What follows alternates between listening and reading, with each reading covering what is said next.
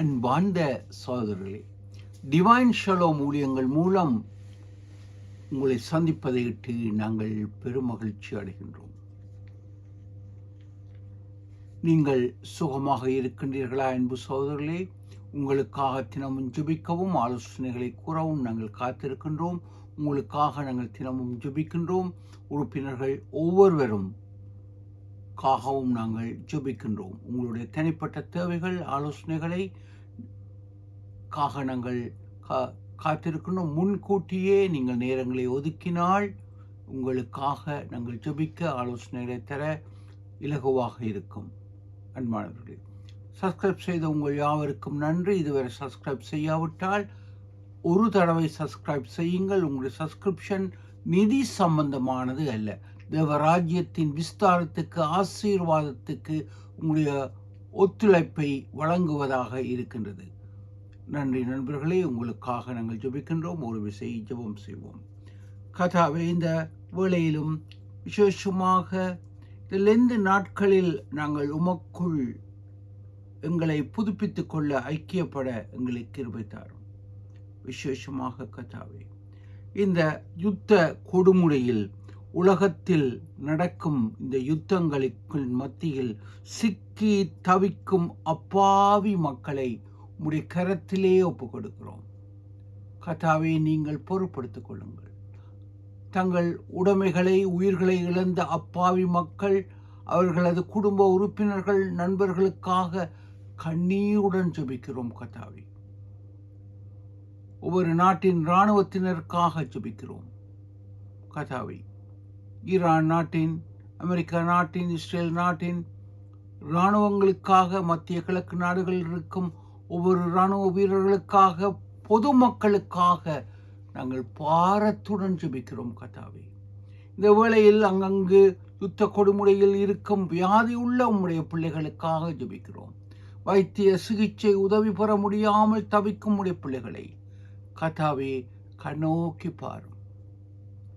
இந்த யுத்தத்துக்கு ஒரு சமாதானத்தின் முடிவை தர உம்முடைய பாதத்தில் நாங்கள் கண்ணீருடன் ஜெபிக்கிறோம். கர்த்தாவே, நினிவே பட்டணத்து மக்கள் உபவாசித்து ஜெபித்து சமாதானத்தை, சுபீட்சத்தை பெற்றுக் கொண்டதைப் போல உலக மக்களுக்காக நாங்கள் கண்ணீருடன் ஜெபிக்கிறோம். கர்த்தாவே, ஒடுக்கப்பட்ட மக்களுக்காக, யுத்த கொடுமுறையில் நிற்கும் மக்களுக்காக கண்ணீருடன் ஜெபிக்கிறோம்.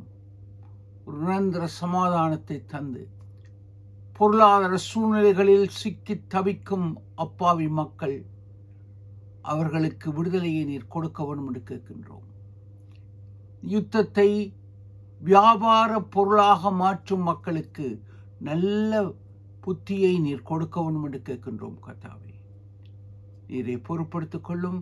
இந்த வேளையிலும் வைத்தியசாலைகளிலும் வேறு இடங்களிலும் சிகிச்சை பெறும் உம்முடைய பிள்ளைகளை கண்ணோக்கி பார்த்து அவர்களுக்கு வேண்டிய பரிபூர்ண சுகத்தை கட்டளையிடும். கர்த்தாவே, விசேஷித்த நாட்களை கொண்டாடும் உடைய பிள்ளைகளை காக நன்றி. கர்த்தாவே, அவருடைய பிறந்த நாள் அனிவர்சரிக்காக, அவர்களுடைய கிராஜுவேஷனுக்காக மற்றும் அவருடைய ஒவ்வொரு வாழ்க்கையின் முன்னேற்றத்துக்காக உமக்கு நன்றி. கர்த்தாவே, தொடர்ந்து ஆசீர்வதியும் காத்துக்கொள்ளும். இயேசு கிறிஸ்துவின் ஜீவனுள்ள நாமத்தில் ஜெபிக்கிறோம் பரம தந்தையே, ஆமேன். அன்பானவர்கள், வேத படமாக சங்கீதம் 66, 19, 20 வசனங்களை வாசிக்க கேட்போம். மெய்யாய் தேவன் எனக்கு செவி கொடுத்தார், என் ஜெபத்தின் சத்தத்தை கேட்டார். என் ஜெபத்தை தள்ளாமலும் தமது கிருபையை என்னை விட்டு விலக்காமலும் இருந்த தேவனுக்கு ஸ்தோத்திரம் உண்டாவதாக. ஆமேன். மெய்யாய் தேவன் என் ஜெபத்தின் சத்தத்தை கேட்டார். அல்லேலூயா. ஆம், தமது கிருபையை என்னை விட்டு விலக்காமலும் என் ஜெபத்துக்கு பதில் தந்த தேவனுக்கு ஸ்தோத்திரம். அன்பானவர்களே, இன்று லெந்து நாட்களில் நாங்கள் கடந்து கொண்டு இருக்கின்றோம். அடுத்த ஞாயிற்றுக்கிழமை உயிர்த்தெழுந்த ஞாயிறாக இருக்கின்றது. இந்த நாட்களிலும் பெரிய வெள்ளிக்கிழமை, பெரிய வியாழக்கிழமை, இப்படியாக இந்த லெந்து நாட்கள் முடிவடைந்து ஒரு சுபீட்சத்துக்குள் நாங்கள் வருகின்றோம். இங்கு லெந்து என்றால் அது ஆங்கில பதத்திலிருந்து வருகின்றது. லென்ட் அது உண்மையாக பழைய ஆங்கிலத்தில் இருந்து பிரித்தெடுக்கப்பட்ட ஒரு சொல்லாக இருக்கின்றது. பழைய ஆங்கிலம் LENCTEN, அதன் அர்த்தம் இலை தளிர் காலம். இந்த லெந்து நாட்களில் அங்கு இலை தளிர் காலம் எங்கும் பூத்து குலுங்கி நறுமணங்கள் அழகாக இருப்பதைப் போன்று இந்த லெந்து நாட்களிலும் எங்கள் உபவாசம் எங்களை ஆவிக்குரிய புத்துணர்ச்சியை புது வாழ்வை தருவதாய் எடுத்து விளக்குவதாக ஆவிக்குரிய அர்த்தத்தில் இந்த பதம் இது போடப்படுகின்றது. உண்மையில் அநேகருக்கு லெந்து என்பதன் அர்த்தம் புரியாமல் இருக்கின்றது. அது ஆங்கில பதத்திலிருந்து வந்து தமிழில் அங்கு வருகின்றது. அது இலை தளிர் காலம், புது வசந்த காலம். வசந்த காலம் எத்தனை அருமையானது! அந்த வசந்த காலத்தில் நாங்கள் இருக்கின்றோம். எங்கள் எதிர்காலமும் வசந்த காலமாக நறுமணம் மிக்கதாக கனிதரும் திராட்சை கொடியைப் போல எங்கும் சுபிட்சமாயிருப்பதற்கு இந்த லெந்து நாட்கள் நமக்கு ஆசீர்வாதமாக இருக்கின்றது. அதை நாங்கள் இன்று பயன்படுத்துகின்றோமா அன்பானவர்களே? இப்பொழுது நீங்கள் லெந்து நாட்களில் உபவாசம் செய்யாமல் ஜெபிக்காமல் இருக்கலாம். ஆயினும் நீங்கள் இப்பொழுது தன்னும் அதை தொடங்க முடியும். 40 நாட்கள் உங்கள் நேரங்களை ஒதுக்கி அதற்காக ஜெபித்து ஆண்டவர் பாதத்தில் காத்திருக்கும் பொழுது உங்கள் வாழ்க்கை வசந்த காலமாக இருக்கும். அன்பானவர்களே, சற்று சிந்திக்க, அங்கு இலை உதிர்காலத்தை போல வாழ்க்கை விண்டரை போல எங்கும் செழிப்பில்லாமல் நீங்கள் வாழ்கின்றீர்களா? ஆண்டவரின் பாதத்தில் இருங்கள், காத்திருங்கள். உங்கள் வாழம் இலை தளிர் காலத்தை போல உங்கள் வாழ்க்கை வசந்த காலமாக செழிக்கும். இது ஆண்டவர் எமக்கு கூறும் அருள்வாக்காக இருக்கின்றது. அன்பானவர்களே, இங்கு நாங்கள் பார்க்கும் பொழுது தாவீது அரசன் கம்பீர சத்தத்துடன் முழங்குகின்றார். மெய்யாய் தேவனின் ஜெபத்தை கேட்டார். என் ஜெபத்தை தள்ளாமலும் தமது கிருபையை என்னை விட்டு விலக்காமலும் இருந்த தேவனுக்கு ஸ்தோத்திரம். இன்று தாவீதைப் போல நாங்களும் ஜெபிக்க முடியும். அன்பானவர்களே, இந்த கம்பீர வீர முழக்கம், வெற்றி முழக்கம் முழங்க முடியும். எப்பொழுது? நாங்கள் ஜெபிக்கும் பொழுது. நாங்கள் பிரச்சனைகள் வரும் பொழுது நாங்கள் இமெயில் அனுப்புகின்றோம், நண்பர்களிடத்தில் கேட்கின்றோம், அது நல்லது. ஆனால் இமெயிலை விட நீல்மெயில் முழங்காலில் இருந்து ஜெபிக்கும் ஆண்டவரின் பாதத்தில் ஜெபிக்கும் ஜெபம் அருமையானது. ஒரு சில பிரச்சனைகளுக்காக நான் நண்பரிடத்தில் கேட்டேன். அவர்கள் உதவி செய்வதாக வாக்கு கொடுத்தார்கள். ஆயினும் அவர்களை நம்பி மண் குதிரை ஆற்றில் இறங்கியதைப் போல நற்றாற்றில் விட்டு விட்டார்கள். அவர்கள் கேட்பது பெரும் தொகை பணங்களை கேட்கின்றார்கள். அதை கொடுப்பதற்கு வசதி இல்லை.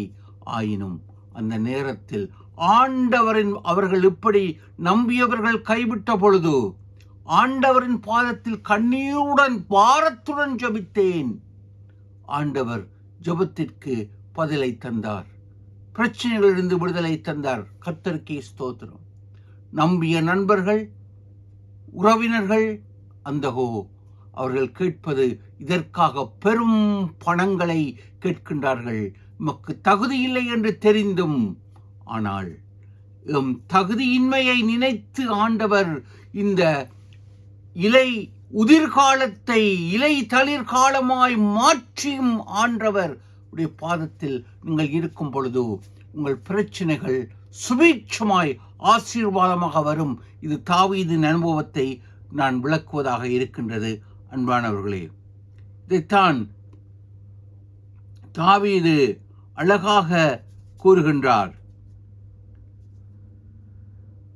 என் ஜெபத்தை கேட்கும் தேவன். அவருடைய வாழ்க்கையின் வெற்றி, அங்கு தேவன் அவருக்கு உன் சந்ததியில் மேசியாவை தருவேன், தேவனுக்கு பிரியமானவன் என்ற பெயரில் அங்கு வைக்கப்படுகின்றது. அவன் என் இதயத்துக்கு ஏற்றவன் தாவீது. இன்று தாவீது இருந்ததைப் போல நாங்களும் ஆண்டவரின் இதயத்துக்கு ஏற்றவர்களாய், ஜெப வீரர்களாய், ஜெப வீராங்கனைகளாய் இன்று இருக்கின்றோமா? இதில் இந்த நாட்களை ஆசீர்வாதமாக நாங்கள் பயன்படுத்தி வசந்த காலங்களை எங்கள் வாழ்க்கையில் செய்து கொண்டிருக்கின்றோமா? அன்பானவர்களே, இதைத்தான் தாவீது அழகாக 1 சங்கீதத்தில் கூறுகின்றார். முதல் 3 வசனங்களும், துன்மார்க்கனுடைய ஆலோசனையில் நடவாமலும், பாவிகளுடைய வழியில் நில்லாமலும், பரியாசக்காரர் உட்காரும் இடத்தில் உட்காராமலும், கர்த்தருடைய வேதத்தில் பிரியமாயிருந்து இரவும் பகலும் அவருடைய வேதத்தில் தியானமாய் இருக்கிற மனுஷன் பாக்கியவான். அவன் நீர்க்கால்களின் ஓரமாய் நடப்பட்டு தன் காலத்தில் தன் கனியை தந்து இலையுதிராதிருக்கிற மரத்தை போல் இருப்பான். அவன் செய்வதெல்லாம் வாய்க்கும். ஆம், அவன் கர்த்தருடைய வேதத்தில் தியானமாக இருந்து இரவும் பகலும் தியானமாயிருக்கிற மனுஷன் பாக்கியவான். ஜெப வீரனை இங்கு தாவீது கூறுகின்றார். தனது அனுபவத்தை 1 சங்கீதத்தில் கூறுகின்றார். அவன் நீர்க்கால்களின் ஓரமாய் நடப்பட்டு, இந்த நீர்க்கால்கள் பரிசுத்த ஆவியின் அபிஷேகத்தை குறிக்கின்றது, பரிசுத்த ஆவியாகிய தெய்வத்தின் அபிஷேகத்தை குறிக்கின்றது. அன்பானவர்களே, நாங்கள் ஜெபிக்கும் பொழுது பரிசுத்த ஆவியாகிய தெய்வத்தின் அபிஷேகம் நமக்கு வருகின்றது. இன்று ஏனோ தானோ என்ற ஜெப வாழ்க்கை வாழ்கின்றோமா? ஜெபமே இல்லாத வாழ்க்கை வாழ்கின்றோமா? அன்பானவர்களே, எவ்விதமாக நாங்கள் வாழ்கின்றோம்? இன்று அநேக மக்களுடைய வாழ்க்கை வெற்றி இல்லாமல் வாழ்வதற்கு காரணம் ஜெப வாழ்க்கை இல்லை. ஆண்டவருடைய பாதத்தில் காத்திருக்காமல், ஏன் ஊழியக்காரர்கள் கூட நாங்கள் பிஸி என்று கூறி ஆண்டவருக்கு நேரத்தை கொடுக்காமல் தங்கள் குறிக்கப்பட்ட நாள்காட்டியில் குறிக்கப்பட்ட அந்த கூட்டங்களுக்கும் அந்த அநேகவற்றை செய்கின்றார்கள்.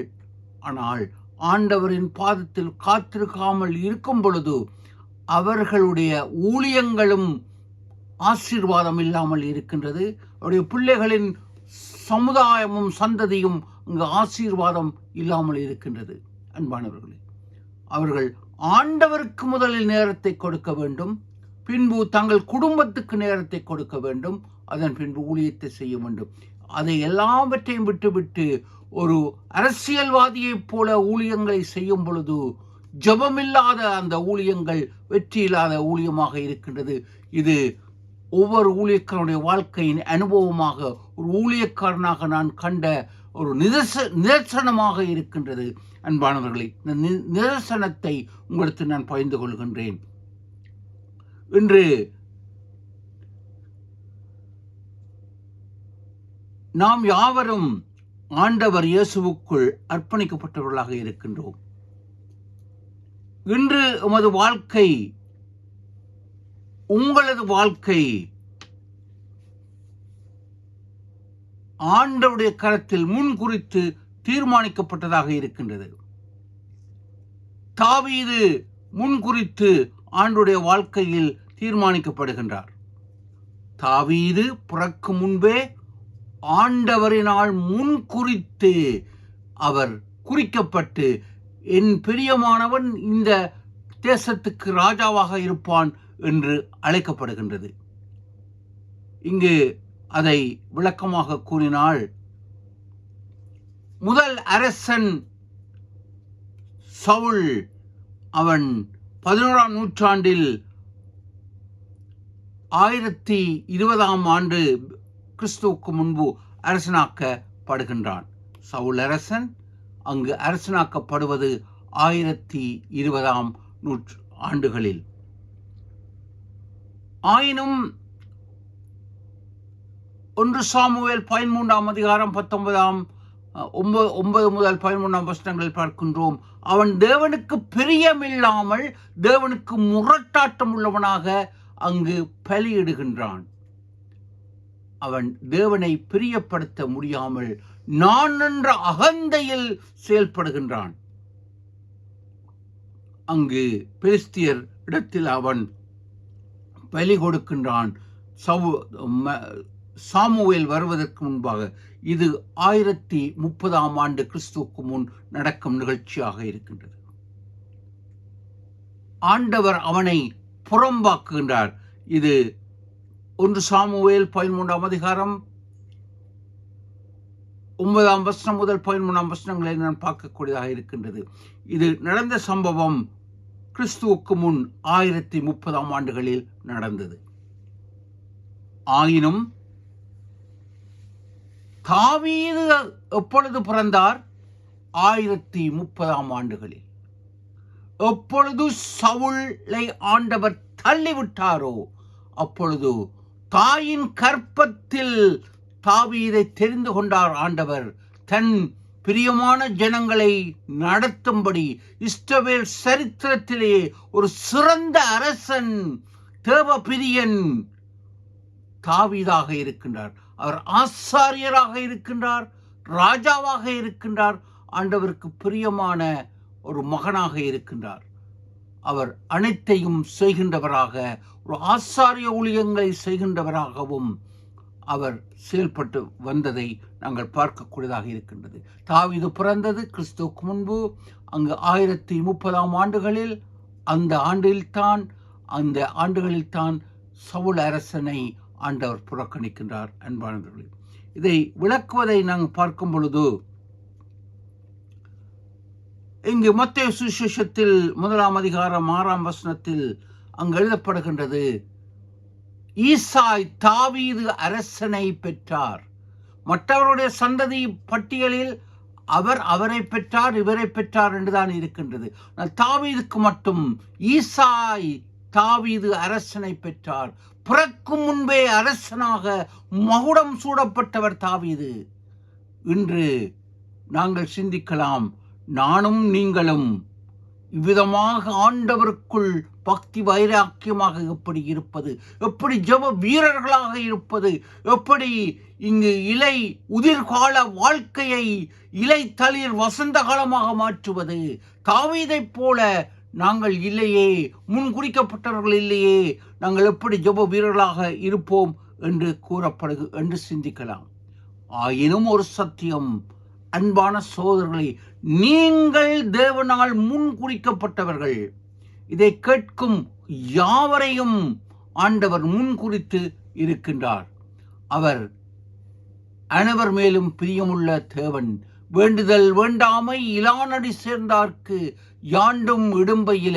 விருப்பு வெறுப்பு இல்லாத இறைவன் தாவீதை மட்டுமல்ல, யூதர்களை மட்டுமல்ல, உங்களையும் என்னையும் அவர் தெரிந்து முன் குறித்து தாயின் கற்பத்தில் பிறக்கும் முன்னே அவர் தெரிந்து கொண்டிருக்கின்றார் என்பதை நாங்கள் பார்க்கின்றோம்.